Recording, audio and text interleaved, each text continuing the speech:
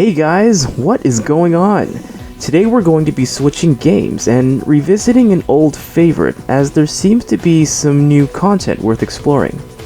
Come on in and make yourself comfortable and we'll talk. I was hoping to see you guys again. How have you been? So today we're going to be discussing State of Decay 2, and I've come to realize that after the Daybreak DLC, there was also an additional feature of different difficulties, which seems to have gotten a lot of attention, especially this onion's attention. Ah yes, there's the Standard Zone difficulty, the Dread Zone, and the Nightmare Zone. Knowing you, you're probably going to talk all about the Nightmare Zone, aren't you? Well, I do take a liking to games of strategy, level systems, and survival. And not to brag or anything, but the standard difficulty got very easy rather quickly. Yeah, speak for yourself, London. Maybe some of us aren't fanatics like yourself. Anyways, Mascara, given my experience in State of Decay, I jumped right into Nightmare Zone, and I have to admit, there is a major lesson that comes with it.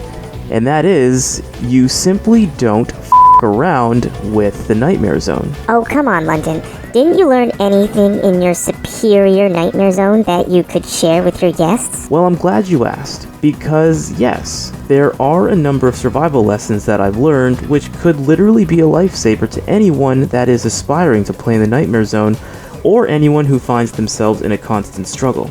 Maybe you can learn something as well. Oh, shut up. Junior, let's get started. Now, part of being able to survive in the Nightmare Zone is understanding the crucial changes that have taken place. So, some of the guide points that I will outline are going to be both cautionary and directive. Wait a sec, London. If they are both cautionary and directive, are they going to be prioritized based on importance? Not necessarily. Avoiding a directive note will likely lead to one's dismay. Ignoring a cautionary note can do the same thing, just in a different way. It'll make sense as we go along. So the first guide point I have for you guys is, noise is everything. One of the first things one will notice is the major increase in the volume of zombies, but that is very surface level awareness. The real issue is when they become alerted to your presence. For those that are used to the Standard Zone, taking out a few zombies that are aware of your presence is nothing to worry about. In the Nightmare Zone, however, Zeds are easily drawn to areas of combat, and as one continues to fight, more Zeds are likely to be drawn to the area. And very easily, a survivor will find themselves swarmed without the stamina to run away, in which case dying becomes very easy. But London, can't one just use the minimap to gauge how many Zeds are around them and react accordingly? That's how I handle myself in the Standard Zone anyway. In the Nightmare Zone, the minimap does not always show Zeds, but instead it shows sound waves. So sometimes a survivor is being slowly surrounded while taking on one Zed, only to realize eventually that many others have become aware. Now this very nicely ties into our second note. Sneak, don't walk. The main implication here is that running should almost never take place, unless they are home, in a safe zone, or in dire need of escape. A running survivor is almost like an air horn to the Zeds, and other unwelcome specials. Walking, or performing that little jog, is also a bit much, but a maneuver one can do with strict discretion.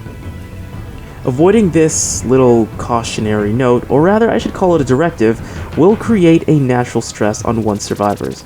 Eventually, one will have to befriend the sneak maneuver. Wait a second, special Zeds? Don't you mean ferals, juggernauts, bloaters, screamers, and plague zombies? Ferals are annoying, but they only require a headshot. Juggernauts are slow and easy to lose. Bloaters are even slower and eventually trip and fall.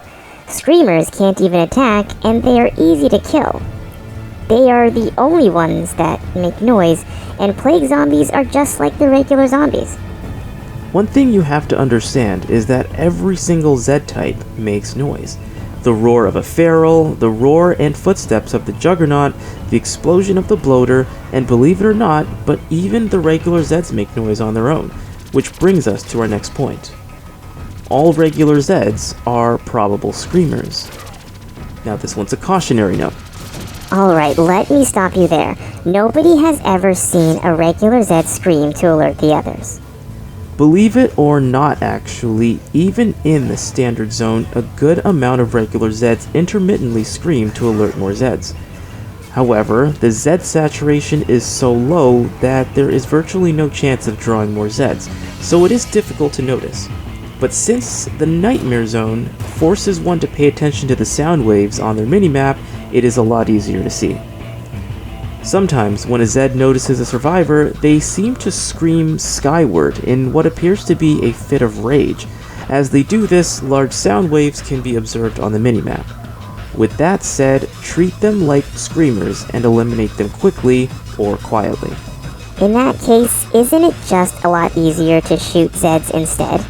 Fighting with them makes too much noise, trying to walk or run away from them makes too much noise, and let's be real here, sneaking around everywhere is not the most beneficial use of one's time. So what else are they to do? You raise a very good point, but you have actually accelerated my next cautionary note.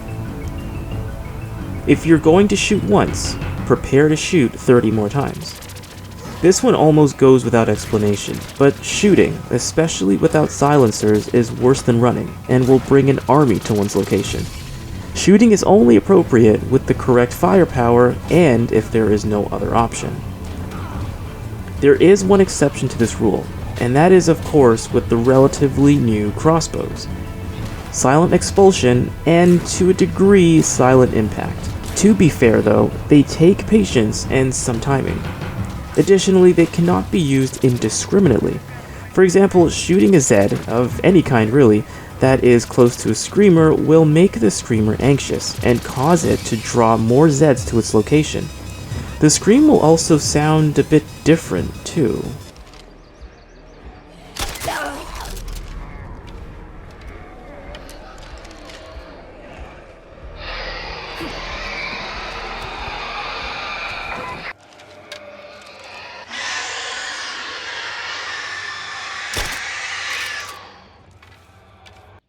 Shooting a bloater has a similar effect, due to their explosive nature.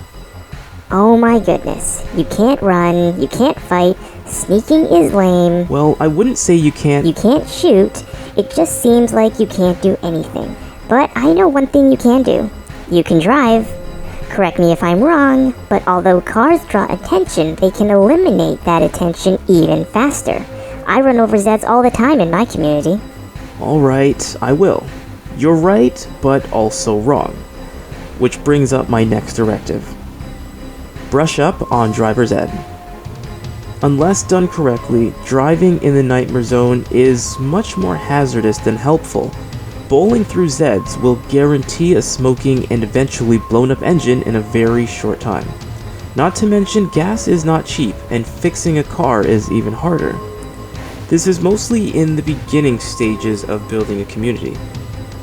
However, because all supplies have been taking the scarcity pill, coming across these items has become much harder. So no, don't go crashing through Zeds, and obviously don't crash your vehicle. You will absolutely regret it. By extension of this directive note, get used to traveling on foot. A little rule of thumb I like to use when gas is low is, if the destination is more than 500 meters, I can walk it. You know, maybe it's a lot easier to simply say what you can do in the Nightmare Zone. It sounds way more stressful than fun. Well, there are more opportunities for frustration, but it is definitely a lot more rewarding being able to survive with such terrible odds. Anyways, moving on, a cautionary note. Ferals are almost never alone. If you find one, leave it alone. Even if you can't see the others, there's a very good chance they are around. Taking on one feral is already enough. Another niche note to this, I don't know if this is a glitch, but scent block seems to fail in the face of a feral. However, it does seem to allow one to get a bit closer than usual before they figure you out. Carrying on, arm your survivors. This is a more basic directive that can apply to any difficulty, but it is worth mentioning. especially as one progresses onto bigger bases with more survivors and facilities. Noise levels will naturally increase the sieges and make them inherently much more dangerous. It is important for all survivors to have a firearm. Hang on, London. What kind of firearm would you recommend? Because you were just saying previously that if you shoot one bullet, prepare to shoot 30 more. With that in mind, if everybody in your base is shooting at the same time, wouldn't it just be an infinite horde of Zeds? Excellent question. To an extent, you are correct. Use of guns within the base is going to attract Zeds. However, sieges have a time limit, so Zeds are going to swarm the base regardless. Additionally, it is extremely important to prioritize the right targets, that being screamers, because they can keep the swarms coming even after the time is up. Now, when I talk about shooting, this is mainly in reference to when one is venturing outside the base. Within the base, as long as you have ample backup, use of firearms has relatively mediocre consequences. Alright, so what kind of firearms should survivors be armed with? Any firearm will do, but if you ask me, nothing beats high caliber, or 5.56 plus, and Clio firearms. For those that have seen my past reviews, I evaluate each of them on their combat performance. But this brings me to my next directive.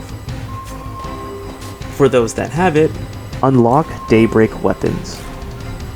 The Prestige Trader has very useful armaments that can make defending your base and your chosen survivor much easier.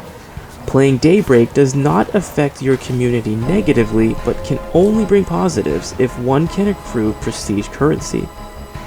Gaining influence, however, is a double-edged sword and requires the use of your community members. Daybreak does not. Alright, London, I've been trying to think a bit as you've been giving your long-winded directives and cautionary notes. It sounds like you're suggesting our guests not fight at all and sneak everywhere. What are they supposed to do when caught? Isn't fighting their only option? Perhaps even the use of distraction-based items. That's usually how I get out of a pinch. Well, be careful when taking my guide points. Cautionary notes are just that, cautionary notes. Meaning that it is something to really keep in mind because if ignored too much, could lead to fatal consequences. So if caught, absolutely fight and subdue the targets quickly if possible. Just understand the consequences of doing so. Now, your idea of distractions is worth talking about and brings me to the next cautionary note. You are tastier than firecrackers. Distractions have received a major nerf in the Nightmare Zone. It's not to say that they don't work, but if one is being chased, or if they have been discovered, it seems that close-by Zeds want nothing more than to chase a survivor, and throwing down a distraction will likely make one's circumstances worse, as it will draw in more Zeds who were previously unaware of your position. So as both a cautionary note and a directive, do not rely on distractions to save your life. They will not work.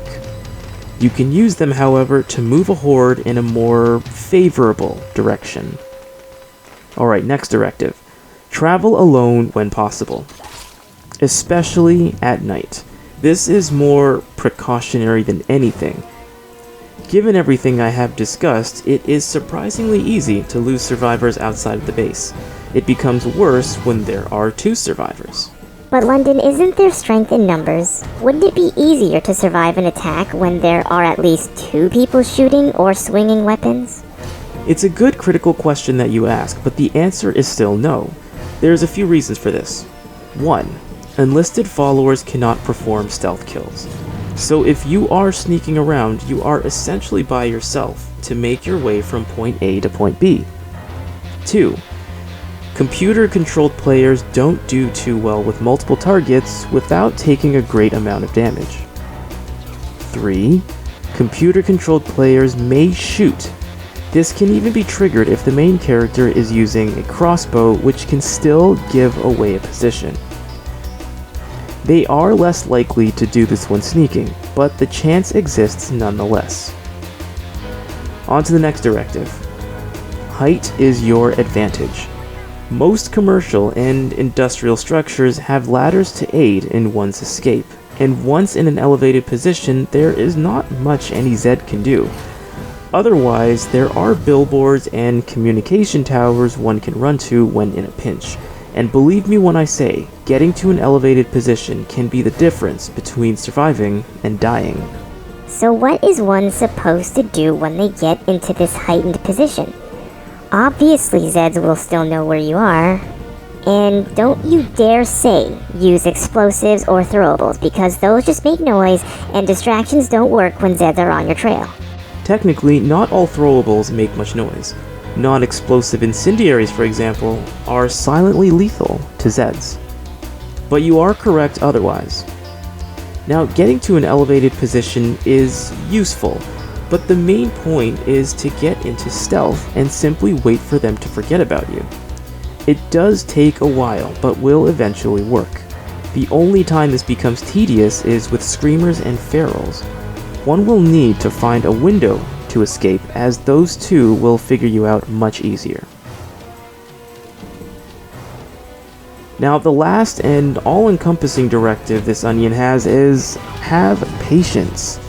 Almost everything I have discussed throughout this survival guide essentially requires that they have patience. Chances are, if a survivor is impatient, they are likely to create noise, bowl over a horde of Zeds, waste gas, or shoot unnecessarily, etc., etc. Impatience is only appropriate when a horde finds you, in which case the only commonsensical directive I can give is run. Well, I guess these all make sense, although it does seem rather restricting. Just to summarize, noise is your greatest enemy. Sneaking everywhere is almost necessary. All Zeds should be treated like screamers. Don't shoot unless you have a major arsenal. Be a perfect driver, and do so sparingly. Alerting a feral is essentially a death sentence. All community members should have a firearm. Play Daybreak for endless hours. Don't rely on distractions to save you. Travel alone as much as possible. Ladders are a saving grace, and above all, have patience. As if this nightmare zone doesn't force this enough. Yes, that is essentially it. And it is a nightmare zone after all. The difficulty description even reads that it is designed for veterans. Now, this is not an exhaustive list for surviving, but general tactics that are meant to be life-saving. There are other niche areas in the game that are worth talking about in regards to survival, but perhaps we'll discuss those at another time. Otherwise though, that is all this onion. And this onion. Yeah, that is all these onions have to say. Thank you very much for stopping by, and we'll see you next time. Come back soon, guys.